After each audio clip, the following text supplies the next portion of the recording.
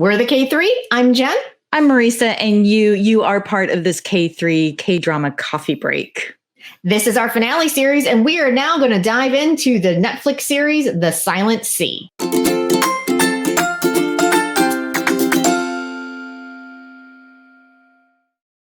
So welcome, everyone. As we said, we are the K3. We're discussing The Silent Sea. This is the new Netflix series that just dropped over the holidays on the 24th of December. And it is South Korea's first K-drama in space, which is about a space station on the moon that this crew has to go to on a 24-hour mission. What could possibly go wrong? That's the quickest synopsis I got. It's a long way to go for a day trip. Right? I didn't realize. I read something later that I was like, it was 24 hours. It felt like 24 days. And so it's that's the basic idea. There was a tragedy or an event that occurred 5 years ago at their space station on the moon. And so our crew is led by Gong Yoo, Bae Doona, and a bunch of other people, but those are our leaders. And they go to the moon to discover what happened and to extract a sample. That's right. So this is based on a short film by the director Chae Hang-young and Jung Woo-sung, who's a Korean megastar, film star, came on as a producer. And now we've got this 8-episode series on Netflix with Bae Doona and Gong Yoo in their first drama together. Which is astounding to me. They're both a 79 line, and they're both huge. And I can't believe this is the first time they've worked together. That's right. That's right. So what were your first thoughts, Marisa? Because I know I binged it straight through. Like I hit play when I finally got to it, which was not the day it dropped, but within days over that weekend. And then I binged it straight through. And I know you took a little bit more time. What were your thoughts on it? I did. I took a bit more time because I was wondering if I was missing something when I was watching it.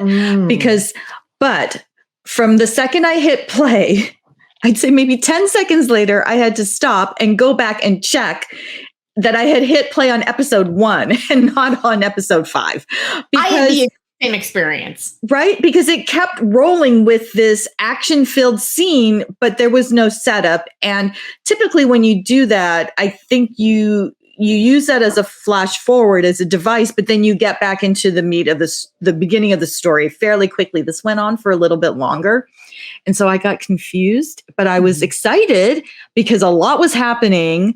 And they were clearly on the moon and they were in danger and the scenario seemed really treacherous. So I was excited to see how this was going to build. I will tell you, like, I had the exact same experience with that first scene.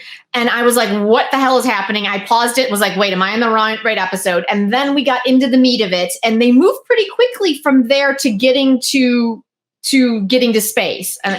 But I will say, for any quibbles that I have about this show, the anxiety that was built up being on the moon with no resources caused me like a virtual anxiety attack. Like I had to pause it a few times. I'm like, it's like drowning. There was so many metaphors happening for me. Like I was having a hard time. I'm like, get to the station. What is happening? Keep moving. Go, go, go. There's nowhere to stop. Yeah, I know. I was having a meltdown. The threat of, space atmosphere, the lack of oxygen, it just like it like creates this tension in your chest. Like there's so much at stake. And I have to say, this project is gorgeous. Gorgeous. The quality of the special effects and the sets and the costumes and the design is top notch. Mm-hmm. Like it looks real. It looks beautiful. I mean, and I think that is a testament to how much anxiety it caused me because it looks so real that I was just like, oh my God, they're on the moon. Oh my God, there's no air. Oh my God, what is happening? So yes. So that was kind of once we got into it, I was like, I was really, really into it for many, like probably full half of it. And then it kind of fell apart a little bit for me. Yeah. So the whole climate change message was, I mean, right off the bat, very typical with the K-drama tropes in terms of social status, access to resources. Usually it's money and things, you know, in a K-drama, but this time it's water. And so you can feel, I mean, this is very much a K-drama. So even though this is, I'm thinking that this was written and produced and shot, you know, with the idea of a global appeal, it's very much a K-drama. Yes. I mean, we hit on some of the same tropes of, you know, a loved one has died, which is spurs them on. I mean, it's a trope that's in almost everything, but it seems like it always seems to be the linchpin of especially these more dramatic K-dramas. And so that's why Bae Doona joins this crew to go, because she's now understands. She went from being a microbiologist to like an animal biologist kind of a thing. Behavioral biologist is what I understood. That tiger was gorgeous, by the way. Oh, really well done. Yeah. It was really well done. Yeah. Because honestly, sometimes the CGI in some K-dramas, those animals look really bad. And this one, I was like, that's an actual tiger. All right. I like that. And so there was that. And then of course, Gong Yoo has a sickly daughter because of his water rations. And so there was a lot of that happening. I don't know, Marisa, like it's hard to talk about it without diving straight into why it didn't work for me. But let's try and I'm going to try and be a little more positive. What did work for you? Well, what worked for me story-wise was this bigger overarching story of water and conservation, and that you've placed Bae Doona, who we adore, as the smartest person in any room, right? So she's an ethnobiologist, so she understands how living things, I guess, connect, interplay, work with each other, with other living creatures. So, which is key to what's going to happen later, right? Because Bae Doona is always the smartest person in the room. I think that it must be in her contract because she's always the smartest person in the room, and I love it. Yeah, I love it. What did work for me? I think the setting in space. I think because like I said, it looked gorgeous.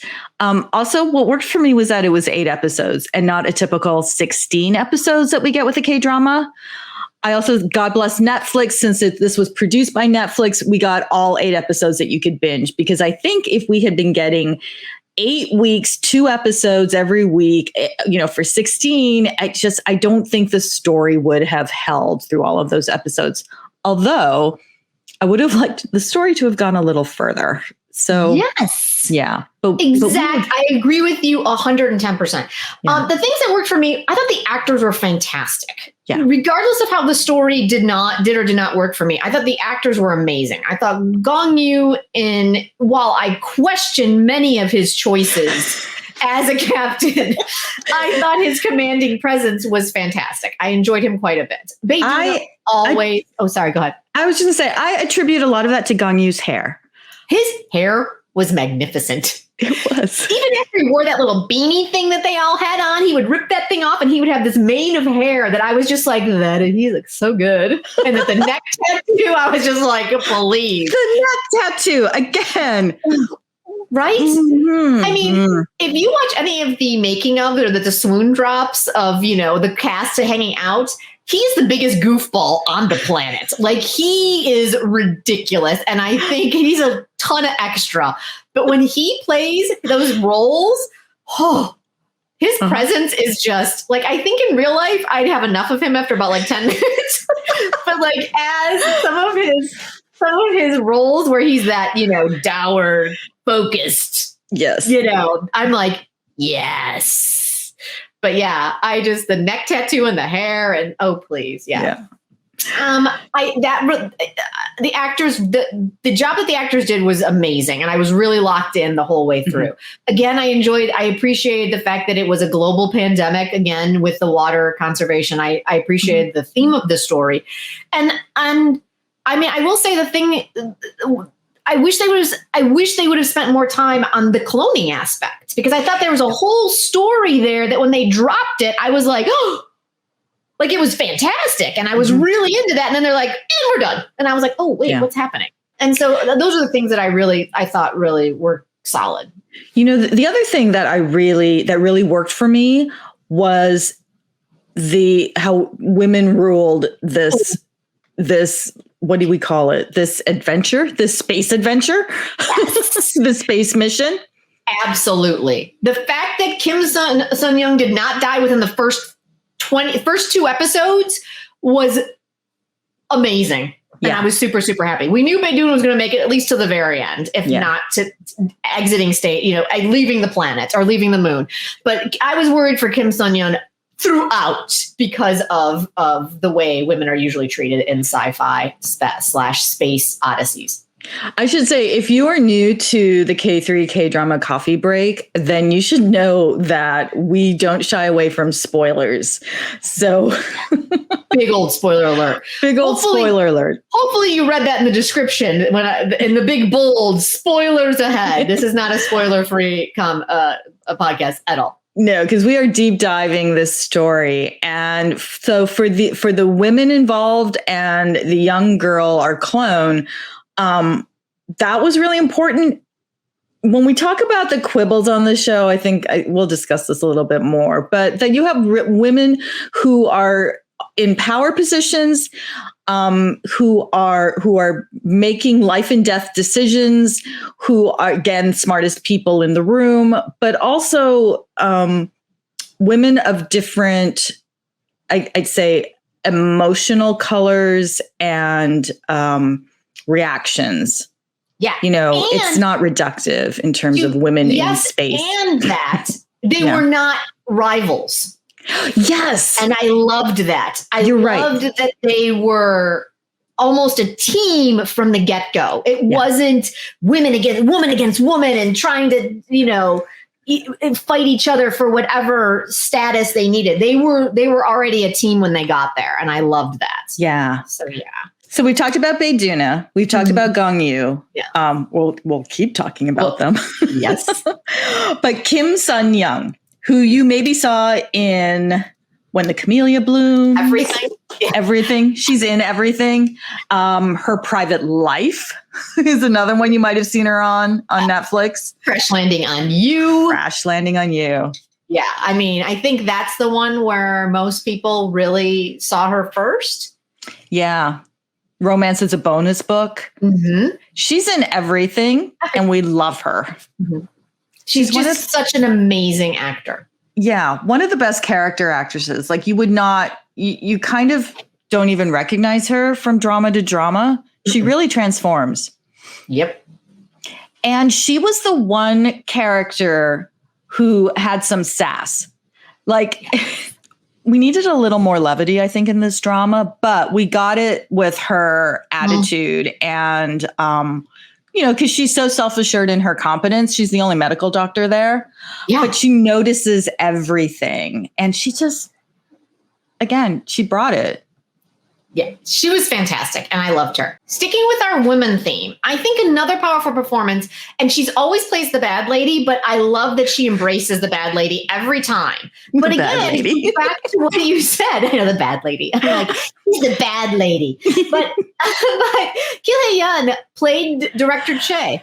Like, she, once again, played the worst person in the room. But I love the fact that she is good at it and she embraced it. And again, women covering all aspects in this show. Right. It wasn't, women were the worst and they were the best. Mm-hmm. And Kim Hae-yeon always brings it when it comes to being the worst. And I have to just applaud her for that. Man, her laugh, her evil laugh. She cackles with the best of them. She does. She's like, I know 100 other things and variables that you have no idea about. Right? Yeah, just crazy. So I definitely have to give her a shout out. That's right. And one of the other women we really liked is... are you going to say Kang Mang-gum? Yes, the sister. The sister. If you're watching The Red Sleeve, if you watched Sell Your Haunted House... She just has been everywhere this year. Like, she had a great year. She's another one of our favorites. Mm-hmm. Yes. Ajamas did rule this one for sure. Right. And then we have the young Kim Shia, who played the clone, who you might have seen as also the young version of the lead in Kingdom Ashen of the North, also here on Netflix. As if we're on Netflix. We should be on Netflix, Marisa. We should. But if you're going to check out The Silent Sea on Netflix, or you're going to finish it up, then also check out Kingdom Ashen of the North. That frightening, and this young actress, holy cow! Oh my goodness, the pain and pathos that comes through in her eyes. I mean, how old is this young lady? She was born in 2008. Oh, okay. She's like 12 or 13. 13. Yeah. Phenomenal, right? Yeah, she's so good. Yeah. And she exudes that otherworldly essence that was needed for this role. Mm-hmm. And she also exudes, she brought that even in Ashen of the North, where it wasn't that she was otherworldly per se, but once the tragedy hit, like she had that 1,000-yard stare that you were just like, oh, some shit's gonna go down. There's a deep like history already there, like old soul shit. And she can either use it for that type of stuff or use it as being like kind of not of this earth. She's really got an amazing energy as an actor for sure. And then there's Lee, who frankly I'm not super familiar with. I know he's big. I know that he's from I know he's an idol. He was in M Black. And he was in one of those weekend dramas, I think. Yeah, super popular. When I looked at his drama list page, I think this is like my first drama with him. Me too. Wait, I saw him in Iris too. Oh my God, you're hilarious. I didn't see that one. But I have not seen anything. And now he's in Pulgasal, which I'm loving. And he is like the evil dude. And he is so good at being evil. Like if you thought he was fun being kind of evil in this, you need to get yourself over to Pulgasal, which is also on Netflix, and relish in his deliciously evil.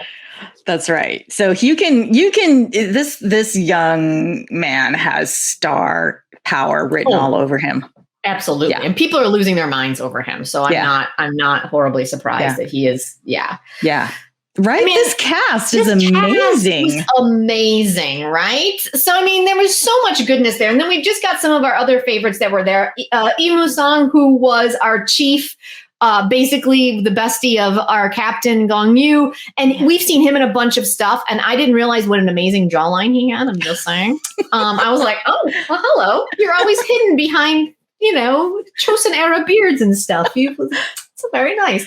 We also had, from Squid Game, the Netflix juggernaut, we had Ho Sung-tae, who, always good to see him. And he wasn't the evil overlord. So that was surprising. But what was he up to? You never know. You never know when you see, or actually, usually he's the bad guy, right. But there's a complexity to him. So sometimes you're never quite sure. Like something like, was it Watcher he was in? Watcher. Oh, right. He kind of flipped back and forth a little bit. Yes. He does have that. Yeah. Yeah. Uh-huh. So, this cast was ridiculously good. So if you can get over the quibbles of, some story points that we're about to hit, I say go in for sure.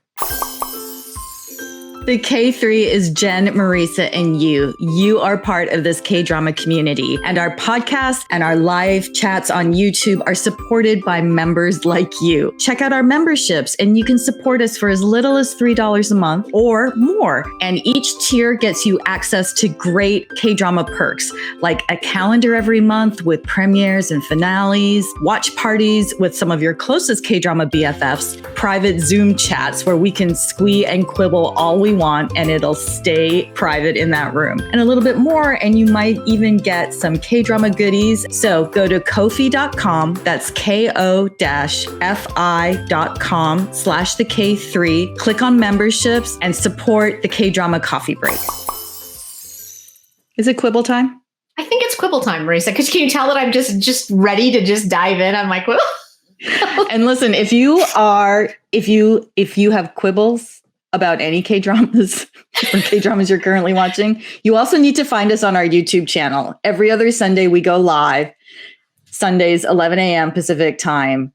And we talk about all the K-dramas we are currently watching. That means the new shows. Like we don't go back and watch older dramas like Goblin, but no. We watch what's currently airing and we talk about it. And we have this amazing community of K-drama BFFs and we share thoughts.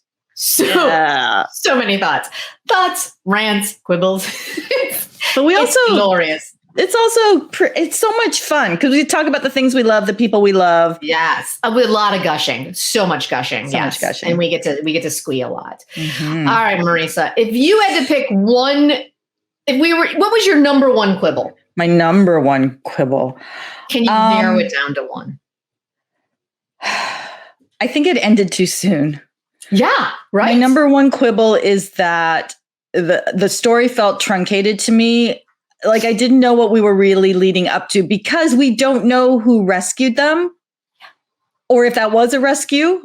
We don't know. I guess that's the cliffhanger, but does this mean they're teeing us up for a season 2? I mean, it is a Netflix show, so I wouldn't be surprised. This did stay on the Netflix top 10 for over a week, so that wouldn't surprise me. It's just that it's an unanswered question that isn't so much a cliffhanger as an unanswered question. Like the cliffhanger could come from revealing who's there because you've set up the clone who apparently like Thor can just, bounce around in space without having to breathe oxygen. And so there are lots of questions there. And then I know there's a question about Gong Yoo's character. Okay.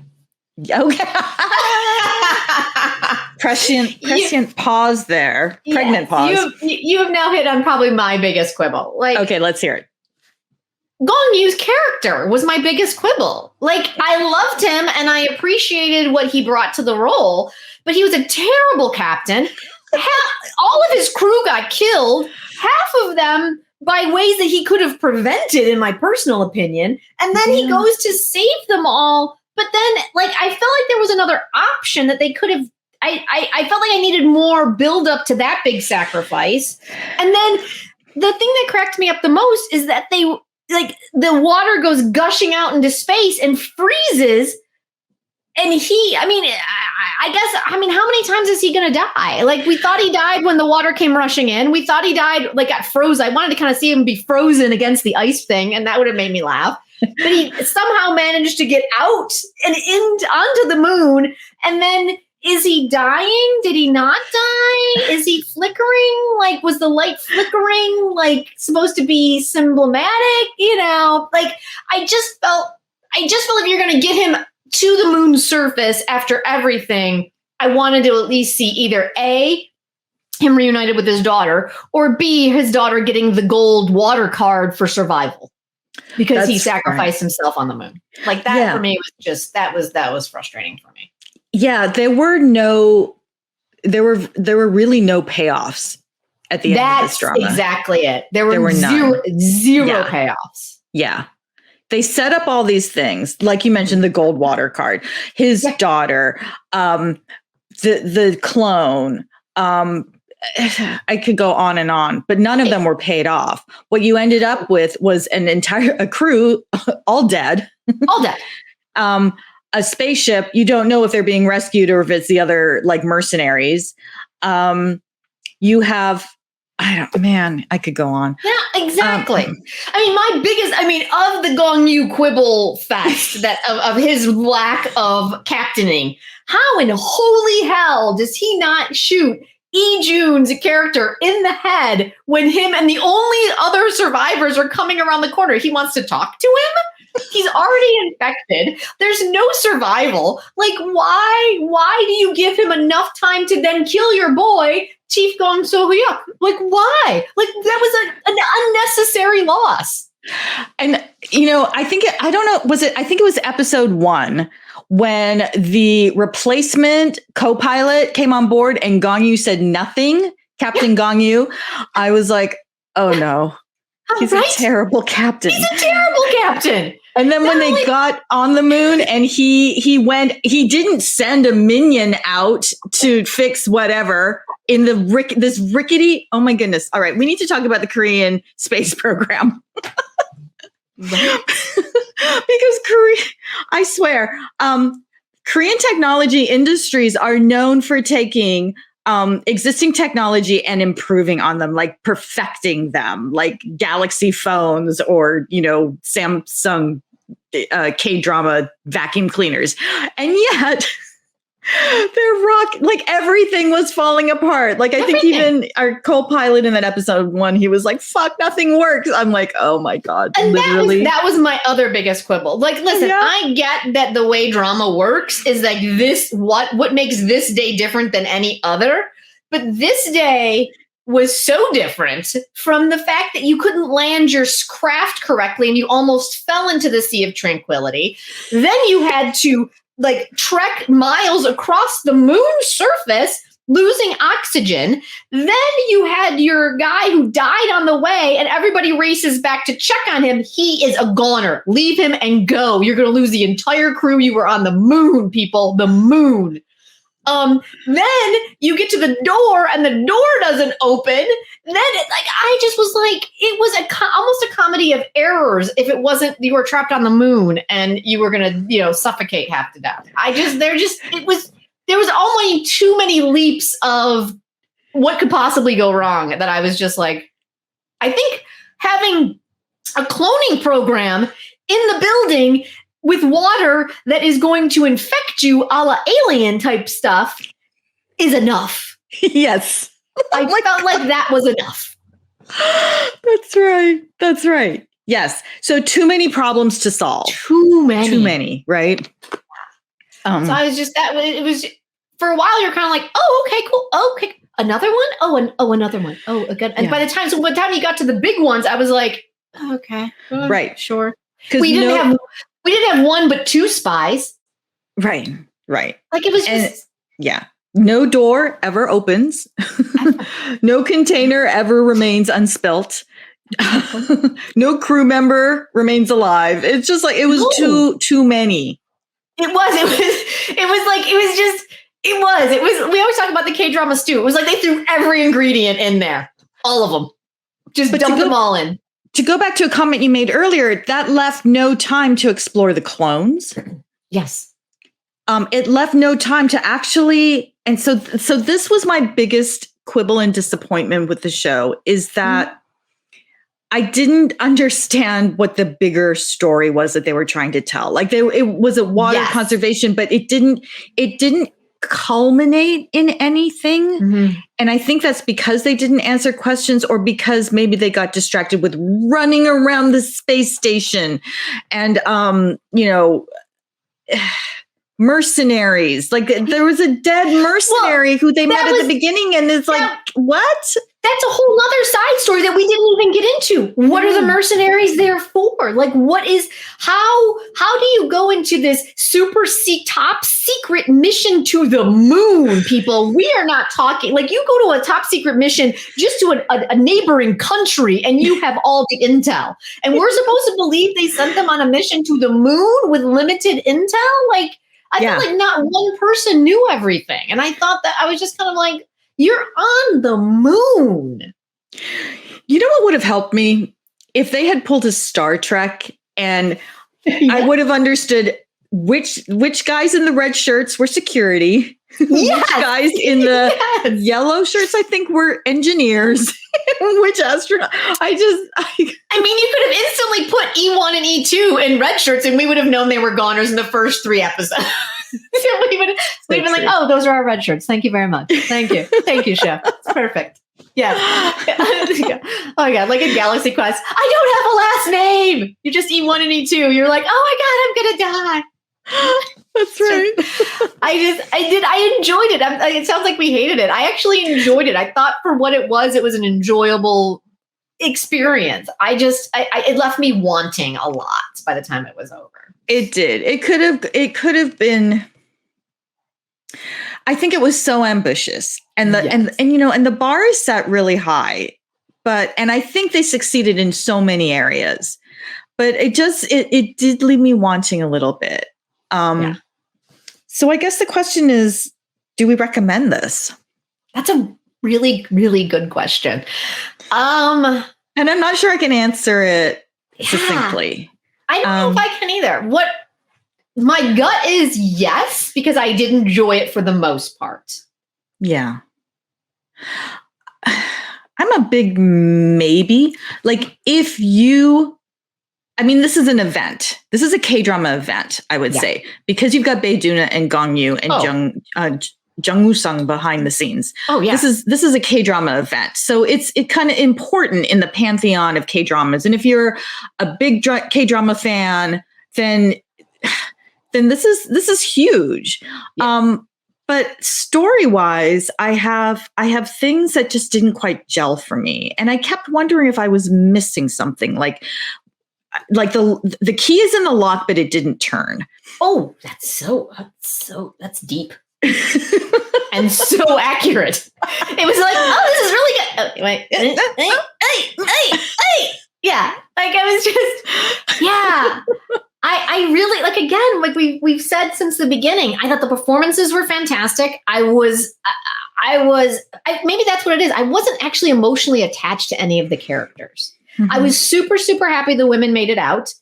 I didn't understand where exactly they were going when they left the moon because they didn't know if anyone was coming to rescue them. Where are they? I mean, I get that they couldn't stay on the station, but I just felt like there was a lot of story or ideas that they left that we could have mined by being there. And I just felt like that last episode or two was super rushed, but getting to there, I did thoroughly enjoy the ride. But that last episode, I was like, come on, show, come on. Are they talking about a season 2? I haven't heard. That. I mean, I wouldn't be surprised. I know people get mad at Netflix because they're always like a season 2, but honestly, it's what we keep hearing from the Korean creators over and over again. Netflix gives them a budget and a palette where they can create the vision that they want for the breadth of the story that they want, instead of being locked into 16 episodes for, one shot kind of a thing. And I'm not saying I don't love it. I mean, listen, I love the K-drama format where you get one story and you're good and you can move on. Mm-hmm. But I do enjoy these shorter series that do give us more of those stories. So I'm don't yell at me, but I'm one of those people that actually enjoys the extra seasons with some of these stories. So, that's the Silent Sea, you guys. Marisa, do you have any final thoughts that we didn't touch on that we should bring up? Just that when I read reviews from Western journalists, they compare it to Squid Game. Don't do that. This is not. This is that's like comparing Friends with ER. Like it's another television drama coming out of the same country. So God, yes, that's so frustrating. Because Squid Game and the Silent Sea, 2 totally different genres, 2 totally different shows, 2 totally different experiences, right? Yes. Just because Gong Yoo was in both, that doesn't mean it's the same thing. Yeah, for sure. Well. I don't know. All right, you guys, let us know what you think about the Silent Sea. You can find us on Twitter or Instagram. Feel free to go ahead and leave us comments. You can also join us over on our YouTube channel where we talk about all the shows we're watching live. And until next time, we are the KThree. I'm Jen. I'm Marisa, and you are part of this K-drama coffee break. Thank you so much for joining us.